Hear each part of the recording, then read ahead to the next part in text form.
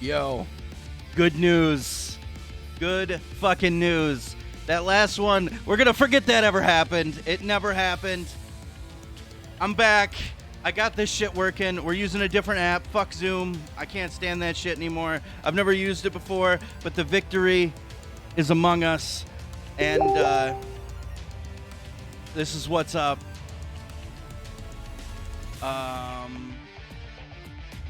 So, yeah.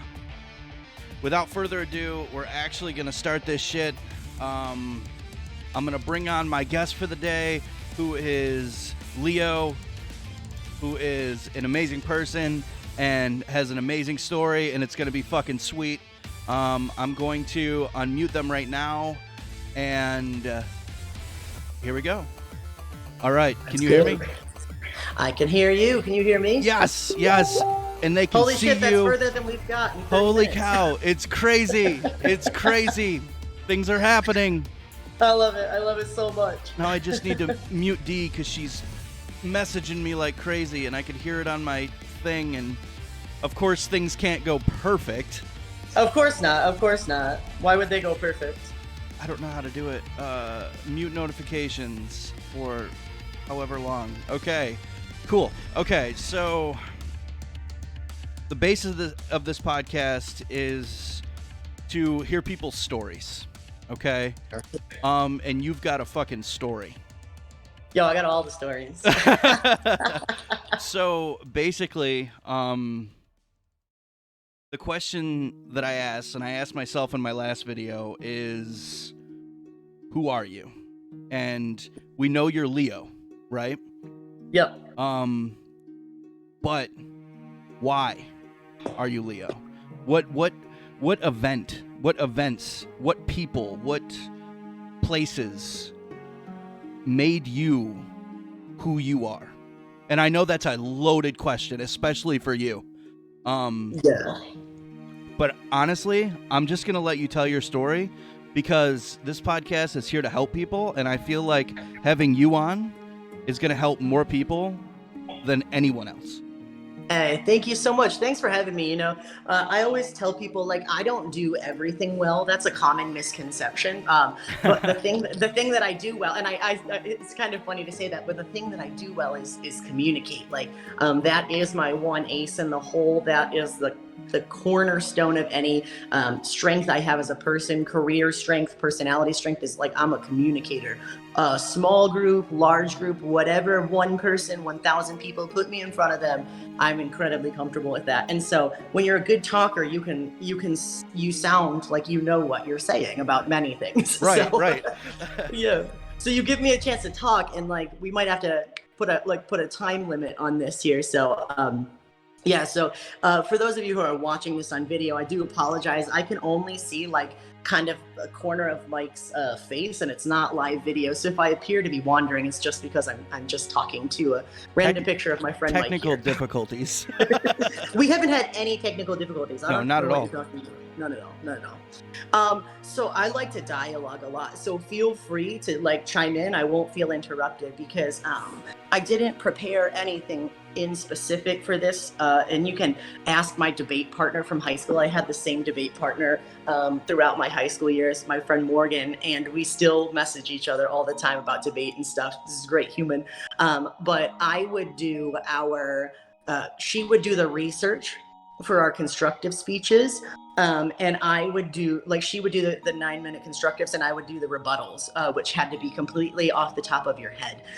So she would come in with like 5 or 6, full pages of notes, and I would come in with a sticky note with 3 bullet points on it.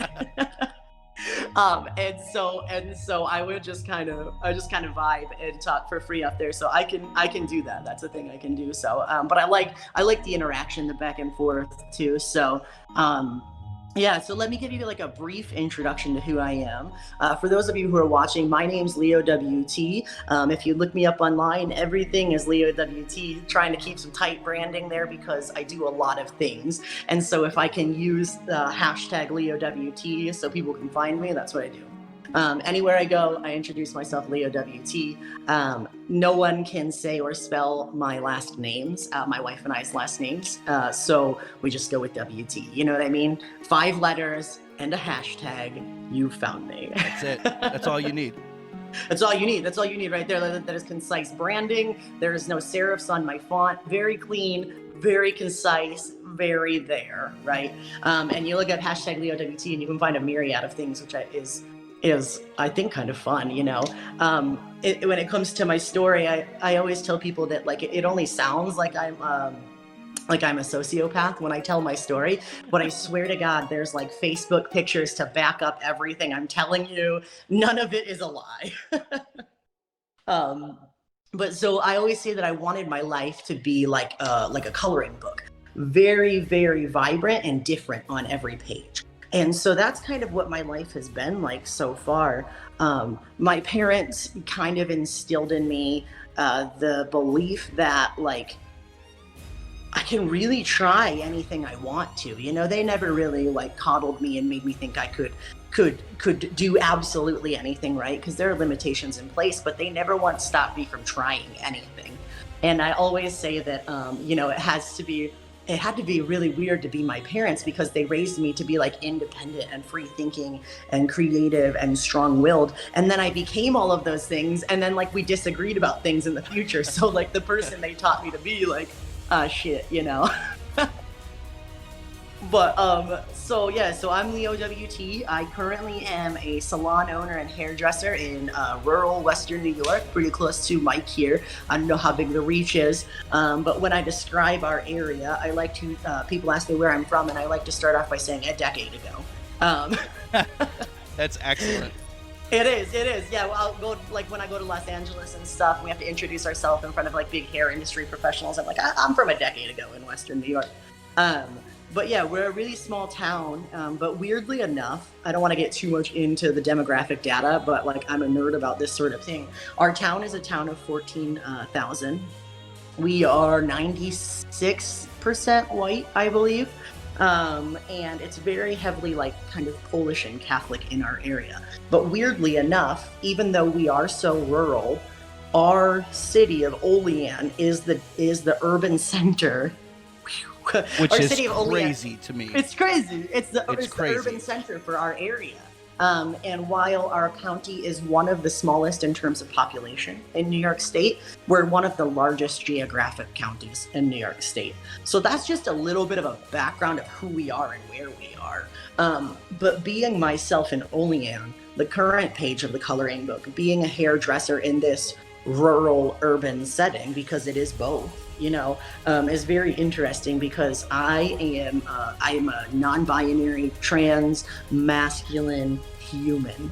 Yes. I was assigned, it's all of the things like, and I don't even really like all the words, but I'm trying to like cast a wide net so that people can see similarities to themselves in my story, you know? So I am non-binary, trans-masculine, human. I identify as queer. My wife, she's so hot. My wife identifies as a lesbian, and that's been a page in the storybook that we did a lot of coloring on, a lot of work on. But we own this wonderful, vibrant, very, very out of category salon in Olean. And it's been the most beautiful experience because we realized that if we were here, and we felt like we didn't have a space, there were other people around here that felt like they didn't have a space. And so this page of the coloring book is vibrant and it's different and it's exciting and it's new and it's gender fluid and it's intersectional and it's multiracial. Basically, everyone belongs at our salon, and everyone who especially those who feel like they don't belong elsewhere, like you can have a space to be you at our salon. And I'm not even trying to plug our business. I don't feel a need to drop our name, but to understand who I am, you can kind of understand it by the context that we've created. So, and you've been to the salon, so I'm hoping you're picking up on the vibes. Absolutely. There's a reason I kept coming back. Yes, this is what we like. So currently I'm sitting here and I'm looking around at our space, and we have this kind of warehouse looking space really, really high ceilings, exposed piping, exposed trusses, very, very like urban looking. And we're right in the middle of Olean, New York. You know, I have a giant 5-foot tall sculpture of a fist plastered in racist sayings from Olean residents. It just since the George Floyd protest and solely on public Facebook forums. Like it's very much not what you would expect in Olean, and I take great pride in that. You should, as you should. Yeah. So much of my life, really who I am, it's hard to narrow down because so much of my life is paradoxical and it's intersectional. And I've always been this way from the very earliest times of my life. You know, I understood myself to be like both an artist and a jock, both a bookworm and a skater, both, you know what I mean? Like all of these different things. And even up into like, here I am, you know, I am a lesbian and I identify as a Christian at the time I came out. I am now currently a person who feels both masculine and feminine. Like to be Leo is to exist in a world of complete paradox. And I think that caused me like a lot of strife for a long time, right? There was psychological discord there. But what I've come to realize is that for me personally, I feel most myself when I embrace the paradox and I embrace the both poles, and I'm just like, I am expansive. And that's why I like the word queer, because I'm not one thing or the other. And I think that's why I feel passionate about putting my story out there, because no, I don't really care if people know who I am at the end of the day. But what I care is that people can follow the Leo WT hashtag, can come to WT Hair, can go on the conversations page, can do those things, and they can find some sort of something to grasp onto that makes them feel like they're not alone, you know?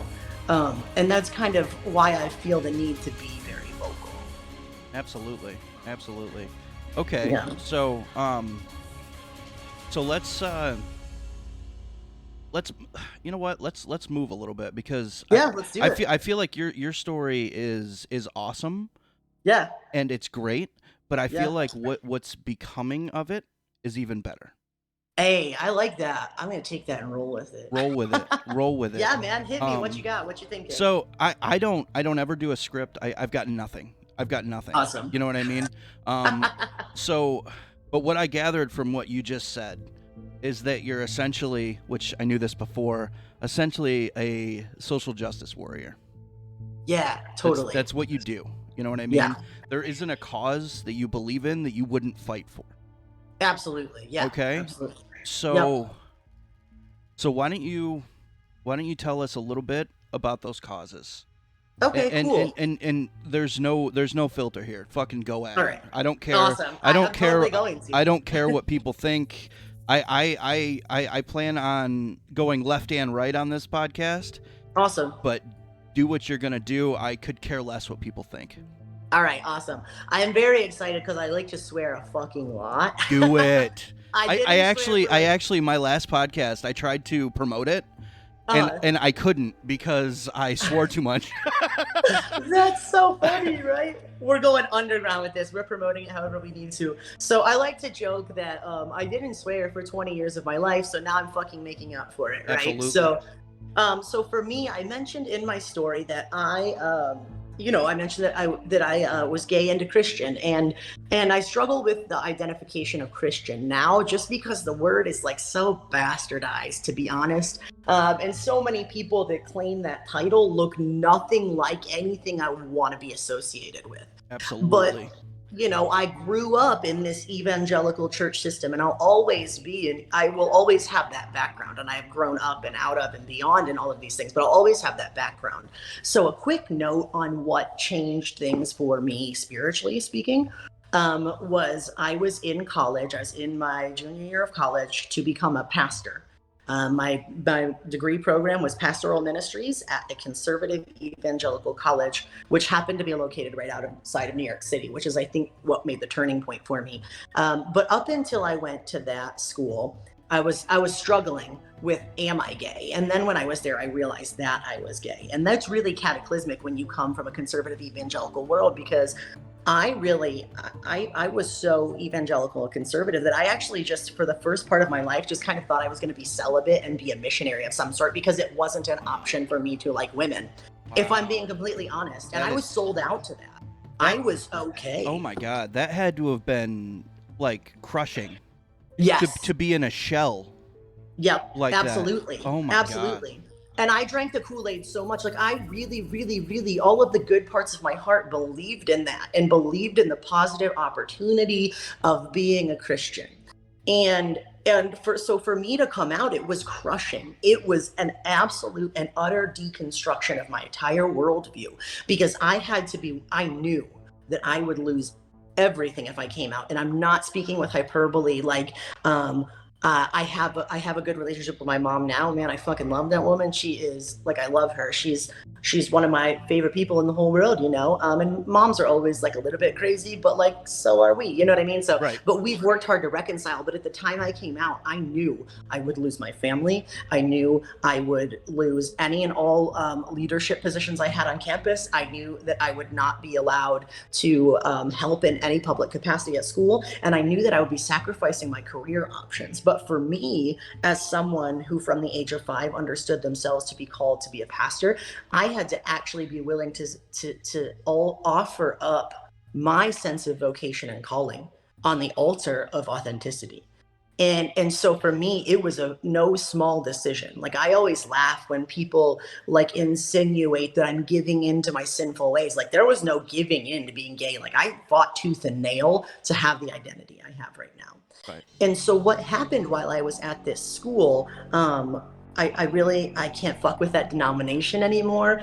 They are oppressive and they are misogynistic and they are homophobic. But one thing that the denomination I was involved with wasn't, is they were not racist and they were pro social justice. And so in the church I grew up in, which was in an area similar to Olean, we didn't really talk about social justice much. Like my parents were always helping people and doing stuff.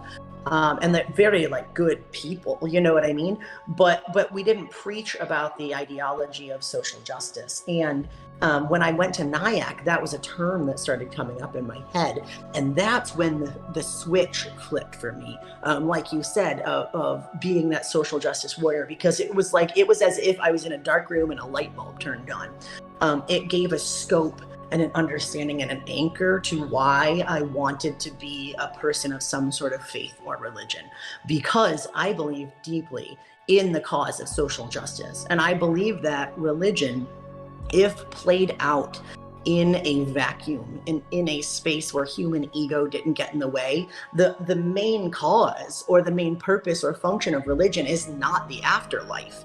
It is creating social justice in the world we're in now. Like when people want to talk about the Lord's Prayer, like thy kingdom come, bro, it's not like take me to heaven, take me to your kingdom. It's like, yo, I'm going to bring the kingdom of heaven to earth right here and right now. So those ideals of social justice and of equity and of taking care of the poor and welcoming the immigrant and loving the marginalized and forgiving the debt of the poor, like those are the things that would bring the kingdom of heaven to earth. Now I'm like getting into preacher mode here, but that's okay. I love it. yeah. So that's when the switch turned for me, and I just had so much internal dissonance because I knew I was gay, but I also believed deeply in these things. And so when I came out, I essentially felt like I was sacrificing my sense of vocation, not even occupation, but absolute vocation. Like this is who I'm supposed to be in the world. And that was catastrophic, to be honest. After I came out, I ended up in a period. It was about a 3-year cycle of what's called adrenal burnout. It's like a legitimate adrenal, or it's a legitimate psychological condition where you literally push yourself so hard and so fast that you burn out all of your energy stores. So I had burnt up all of the adrenaline in my body, and I entered the thing about adrenal burnout is you don't realize you're in it until you're in it, you know? Right. So about 1.5 years into adrenal burnout, I couldn't get out of bed. I couldn't function. I was like sleeping all day. I didn't drink coffee up to that point, but I had to drink coffee just to get up to go to class. Like it was massive. And I was just trying to get out of senior year.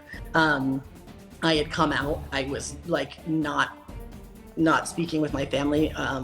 they had taken the money out of my bank account. My school had tried to kick me out. They put me in a single so no one would catch the gay. Like, it was just very catastrophic, Oh my God. Yeah, it was wild. And I could go into detail about that, but just another podcast, right? The whole point of what I'm saying there is I stripped down my faith to my non-negotiables. What is it that I wouldn't give up on even if the church gave up on me? That's another good one. That's like a quote. That needs to be put on a colorful picture. Absolutely. You know what I mean? And Absolutely. it's shared on Facebook. Yes. But if you can see right here, I'm not sure. Can you see both of my knuckles in the frame? Yes.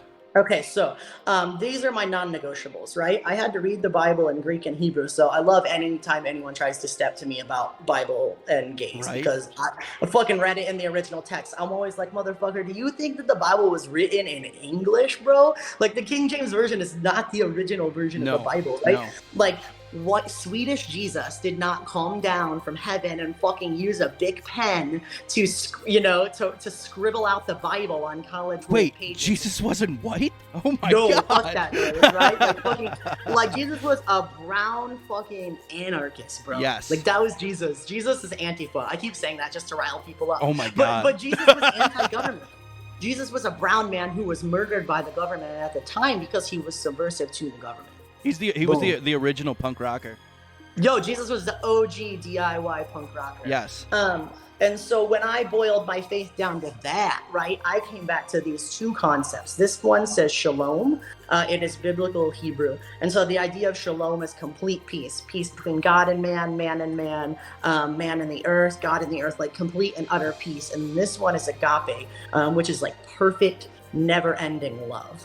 And I believe that if you are working towards those two ideals, I really can't fucking think that you're doing wrong. You know what I mean? If those are your non-negotiables, I don't think you're doing wrong. And so that's kind of what led me onto this social justice path, was working to bring shalom and agape into the world now. And so from that moment on, I have just been really super dedicated to doing social justice work. I worked as a social worker for almost a decade because I felt disenfranchised from the church, and I realized that I could employ all of those practicalities in a social work field. I did burn out because social work is hard, man. Yeah, like, you don't just... Sure. Yeah, like my first day as a social worker, I ended up cleaning up a bowl of human urine and having to help extricate pills from someone's vagina. Like, it was just serious. Oh my God. It was my fucking first day, bro. You know what I mean? Jesus.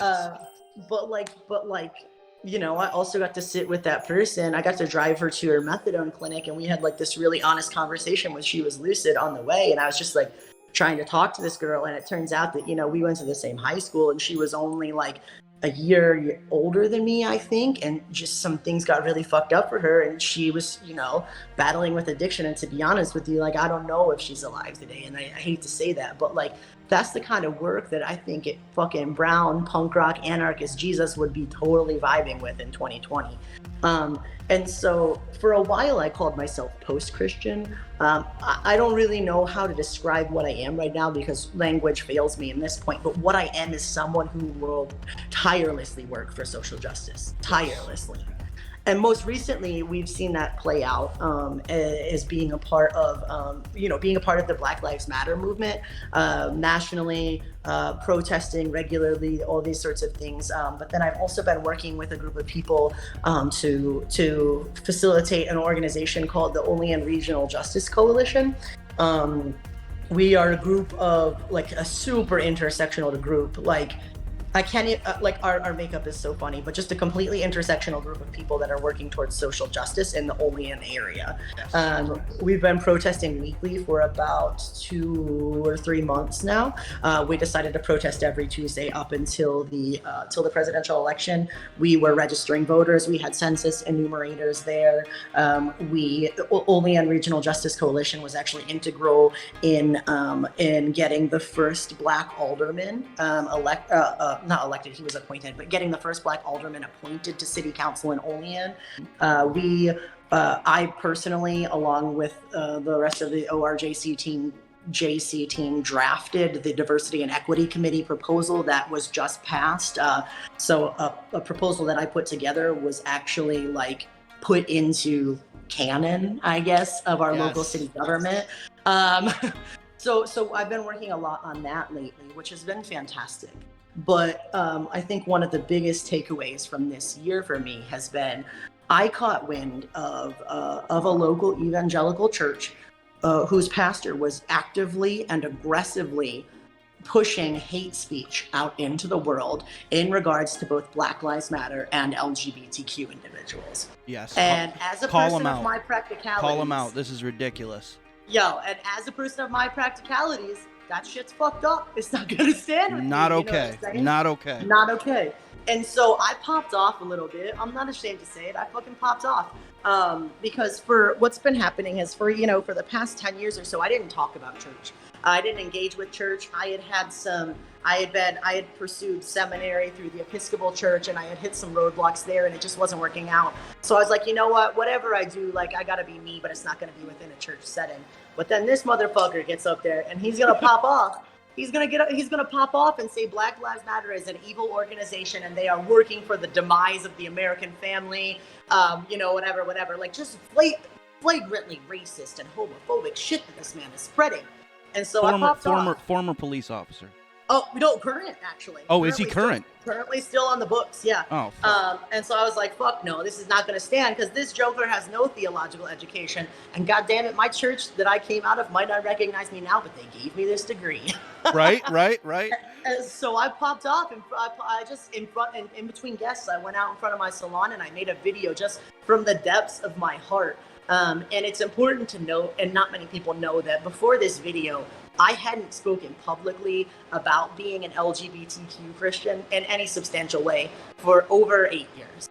And I had been dealing with my own spiritual abuse and spiritual trauma in counseling, like with my trauma therapist.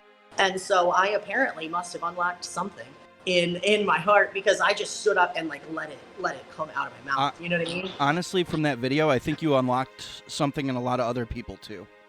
I'm good. I'm glad, man. I really hope so, because that was every cry in my heart that I heard from the first time I realized I was gay up until I heard that motherfucker speaking. Go ahead. I don't know if you know this, but I was attending that church. Oh. And I stopped the day you posted that video. Shit, I didn't know that, my dude. I didn't know that about him. I didn't know that, and I was drinking the Kool-Aid. Yeah, dude. Hey, man, it's good Kool-Aid. There's a fucking sexy coffee bar. There's good music. You don't have to fucking dress up. You know what I mean? Right. Like, it's everything I would want out of church, except for the bullshit. You know what I'm saying? I didn't realize that, because I wasn't attending his like Facebook Lives. Right. You know what I mean? And apparently that's where the shit was happening.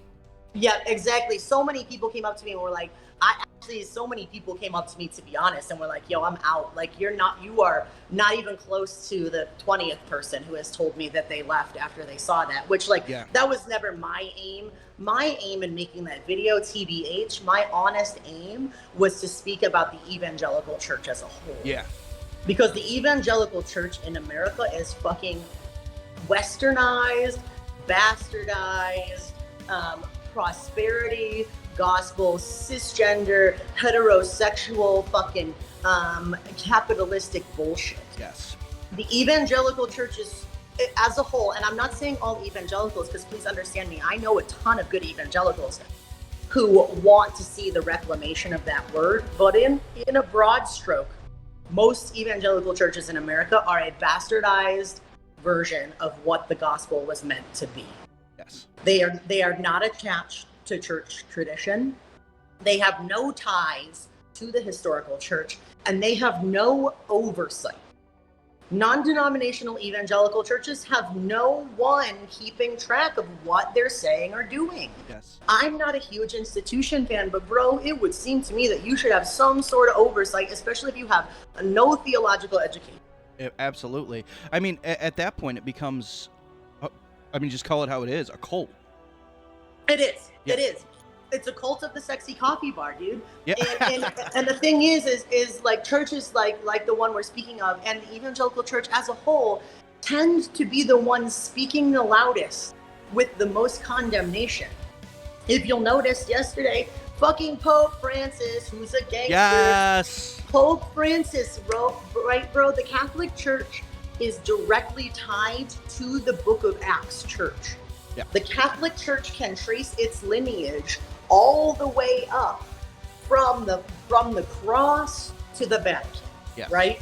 And I'm not saying that institution is perfect. And I am not saying that sometimes there needs to be space or like ruach, which is like a Hebrew word that means like breath of life, basically. Mm-hmm. And sometimes institutions stifle that. But the Catholic Church has some sort of grounding.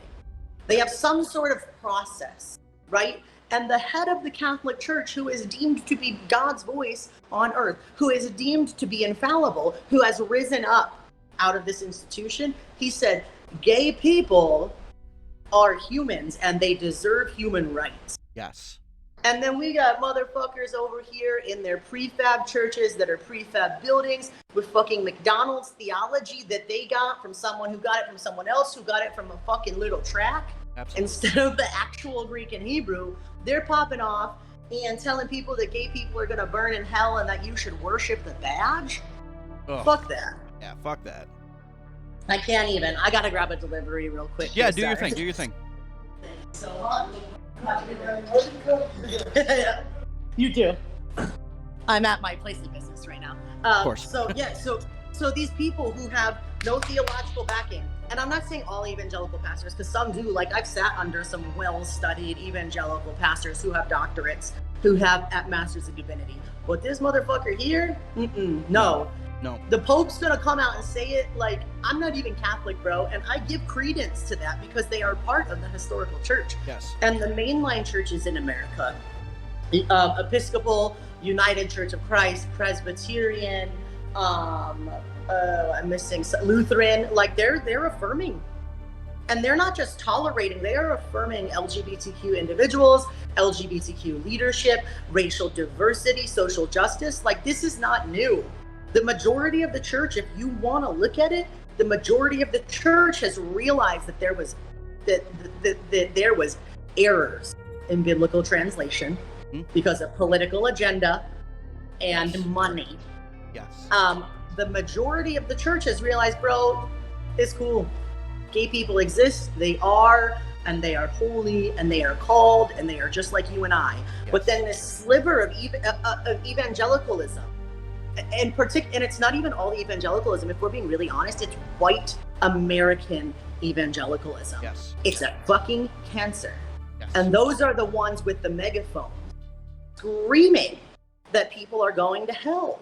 Yes. And I'm sorry, but it's got to the point where even these American evangelicals are going overseas to press Western gospel on countries in Africa, on countries in India, on places in Russia. Like they're going over and they're spreading this bastardized white prosperity gospel, and it's detrimental and it is harmful and it is damaging to the psyche of our world. Yes.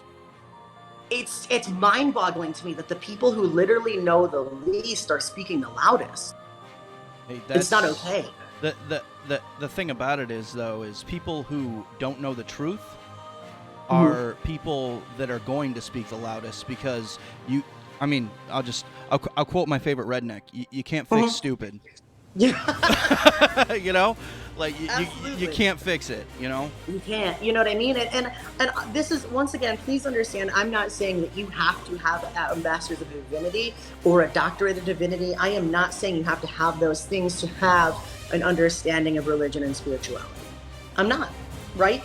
But if you're going to lead a faith community, if you are going to be an active participant in the world at the moment, you should have some backing. Yes. You should have some understanding. You should have some training.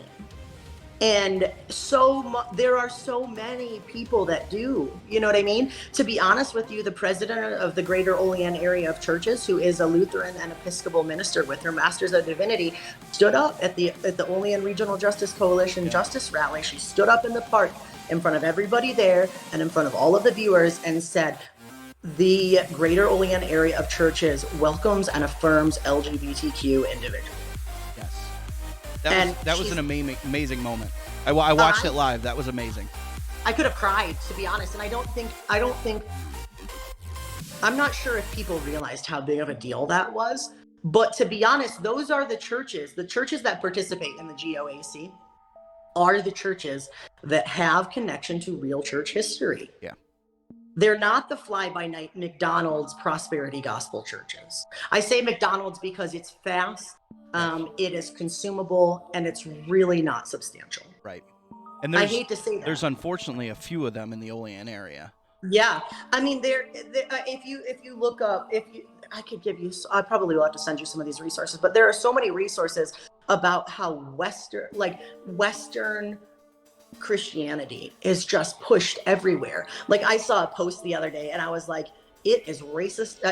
I'm misquoting the post, but the post basically said, like, you're delusional if you think that God only revealed God's self to a white American. Like, African spirituality you cannot write it off as witchcraft, because God reveals God's self to people everywhere. The world was not waiting for the white man to spread the word of God, but the white man is the most comfortable with the megaphone. Yes.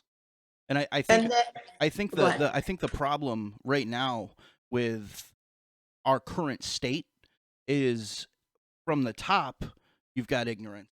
And ignorance breeds ignorance.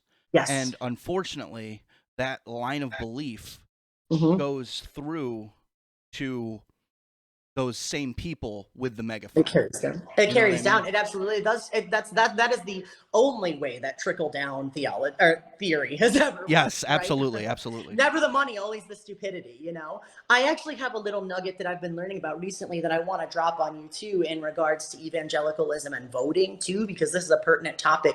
I'll drop this link again to you, but there's a podcast called The Evangelical Vote. I believe the podcast is Throughline or Throughline. I believe it's an NPR podcast. Randomly I was listening to it, and then one of my friends who I used to go to church with was on there, which was kind of cool. She's a Black evangelical social justice activist. Very cool. Her name's Lisa Sharon Harper. But in this podcast, they're talking about the history of the evangelical vote, because I want you to understand that before the 70s, the evangelicals were not a voting bloc. They were turned into a voting bloc in the 70s. Yes. They were turned into a voting bloc to get Ronald Reagan in power. Yes. And before the 70s, evangelicals gave zero fucks about abortion. Zero. It was considered to be an exclusively Catholic issue. And so the evangelicalism that you're seeing being pushed as a narrative today, you know, one nation under God, red state, God, guns, and the Bible, pro-life, like that narrative that's all tied together, didn't exist before a political group decided that they could use it to weaponize it, to get the vote in their favor, to get the Hollywood actor known as Ronald Reagan into office. Yes. And so there's so much happening there because so much of white Western evangelicalism is tied to political manipulation. Yeah. And it's alarming, and it's disheartening, and it's discouraging, and it's the furthest thing from the fucking gospel. The furthest thing. And I have to be real with you about some things. Like, I went to Believers Chapel before. Like, that kind of church is the church that I always wanted to lead and be a part of. Right. I enjoy the music. I enjoy the worship. I enjoy the sexy coffee bar. I enjoy the atmosphere. I love coming together and having that emotive experience with spirituality and learning and growing and building community. If I could have that, I would love to. But a mind, once it is stretched by new ideas, can no longer shrink back down. Yes. And so while I would love to be in that context, the only places that I can go to church, if I feel I can go to church these days, the only places I can go are mainline liturgical churches, because their theology is so much more in line. Right. And sometimes I appreciate the tradition of liturgy. Like, I actually really enjoy repeating prayers together. I really enjoy the rituals of the service. Like, I enjoy that, but there's always going to be a moment where I am like homesick for the evangelical setting like that. But unfortunately for me, like, I can't see God in those settings in the way I used to be able to. Right. And I, you know, no shameless plug here. This is just really where my story's at. And you asked me to share my story. But at this point in life, after I made that video calling out evangelicalism, and to be honest, the video was about evangelicalism as a whole. And this local pastor took it about themselves personally, which says something about Yeah. I hear They're guilt there, right? right. Yeah, exactly. Methinks you are too convicted, Yeah. right? What is it? It's like the telltale heart, is the heart under the Yes. floorboards. Um, but after that, I instantly reawakened to my sense of vocation and calling.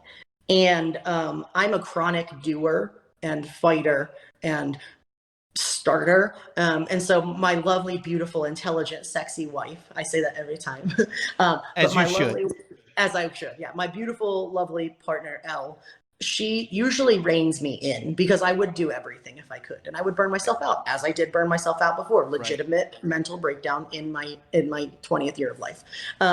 But my wife, who usually has to rein me back in, looked at me after that video and said, like, you need to restart Conversations. Conversations is a young adult small group that I ran for 5 years previously. It ran from it was roughly 2011 to 2016. We had a critical mass of 30 to 40 people. We met weekly. We had spiritually minded conversations about life. That was it. We would come together. I would facilitate a conversation. We'd have a jumping off point. We'd talk for an hour and a half, 2 hours. We'd, do community building things amongst ourselves during the week. Every month we would serve at the warming house. Once a year we would go overseas and we would do some sort of humanitarian aid trip. So basically, Conversations was church without the bullshit. That is the off book tagline for Conversations. The on book tagline is spiritually minded conversations about life. The off book tagline is church without the bullshit. But when I was parenting, that kind of had to fall by the wayside because unfortunately I wasn't being paid enough. The Episcopal Church paid me to run it for a while, but the stipend wasn't enough to live off of, and I had to parent and I had to work. So we put Conversations on pause. But after that video, with the absolute deluge of messages I was getting, Elle looked at me and said, you need to restart Conversations. She never tells me to start anything. And so that bore with it like a lot of weight, you know what I mean? So I'm in this space now after that video, which was literally a paradigm shift. It was a split in history. It was an actual dash on the timeline of my life. And I instantly reawoken to my sense of vocation. So I've restarted Conversations.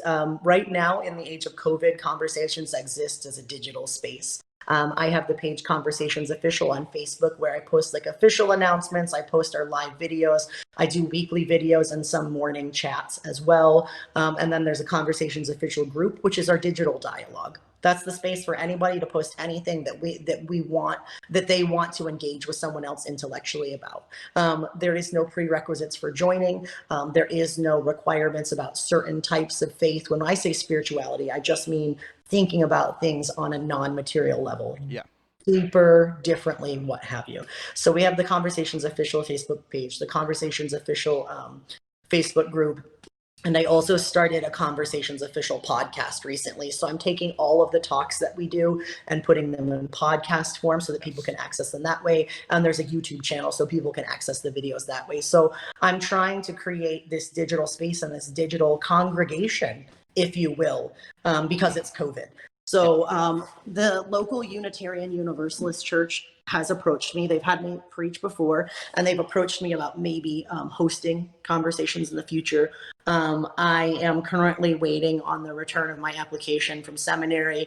I've applied to start my Master's of Divinity study, and I'm working with the United Church of Christ towards ordination in their denomination because they are one of the first mainline churches to embrace LGBTQ individuals. They are literally, their whole denomination is about social justice. And they believe in me. And it's been a minute since someone has believed in me, in that sense. In that sense, right.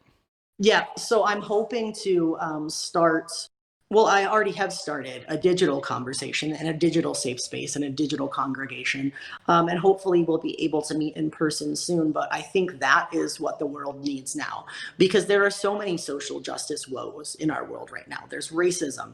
There is homophobia. There's transphobia. There's Islamophobia.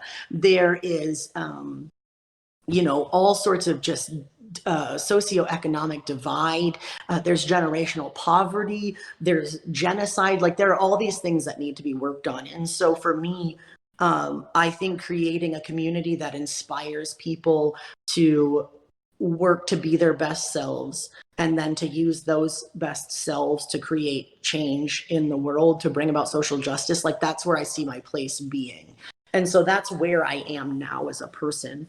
And it all started, well, I mean, arguably it all started when I was 5 years old, standing on my grandparents' steps, holding an upside down orange Gideon's Bible, giving a sermon, and I literally passed around a dinner bowl as an offering plate. Like, I've been drinking the Kool-Aid for that long. I felt this sense of calling for that long. So arguably it started there, but definitely since that video, which got 10,000 views. I never knew that it was going to get 10,000 views, but it did.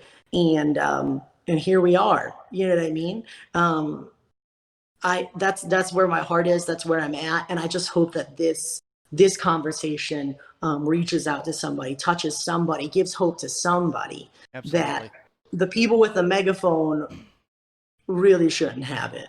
Right. And the people that have always been in the streets doing the work are going to keep doing it. And by that, I mean the Episcopals, the Lutherans, the Catholics. Those people have been doing the work. They're like Reverend Kim Rossi said. She said, the church just isn't used to saying, we're here, look at us, but I'm saying they're here, look at them. Right. And I'm encouraging people of diverse backgrounds to join, because like, this is a work that needs to be done, and you can have a religious and spiritual home and be a diverse intersectional person. Absolutely. All right. So I feel like I could listen to you talk all day. But I'm sure there's other things that need to happen today. Yes. So yes. To be honest, I want to have you on again, because I feel like there's 1,000 things we could talk about, and I agree with Absolutely. you on literally everything you say. So, but I think I'm gonna end it with that. Can I get you to? So you have so many things going on. I do. Can I get you to just send me in a message? Everything, like link wise, social media, everything, and I'm gonna post it in the comments under this video so people can find you. Absolutely. And with that, this was Leo WT, and this was the shit show, and it was amazing. So we'll talk to you next time, Leo. We'll talk to you soon. All right, so that was fucking awesome. To this out here, I don't know where I'm putting it. Somewhere. How do I? I'm still going because I want to. All right, so. All right, so you can see my Discord there. I'm going back to here. Okay, so that was a lot. And the big takeaway that I want to show from this is everyone has a story, okay? Everyone has a beginning. Everyone has a struggle. Everyone faces adversity. Okay? It's how you react. It's how you maintain. It's how you continue through that adversity to become the person that you are today. Okay? And Leo is a perfect example of that. They started at the bottom and now they here, as Drake would say. And I'm gonna end it with that. But I just want everybody I want to leave on the note that, and I can't stress this enough, no matter where you're at right now, 2020 is a shit show, okay? And I want to let you know, no matter what is happening, you're going to be okay. Okay? You're important. You're going to make it through this. There's 1,000 million people that are going through what you're going through right now. Find them. Speak to them. Be open. Be honest. We're all in this together, okay? And that right there is what I have to say about 2020. And that was the shit show.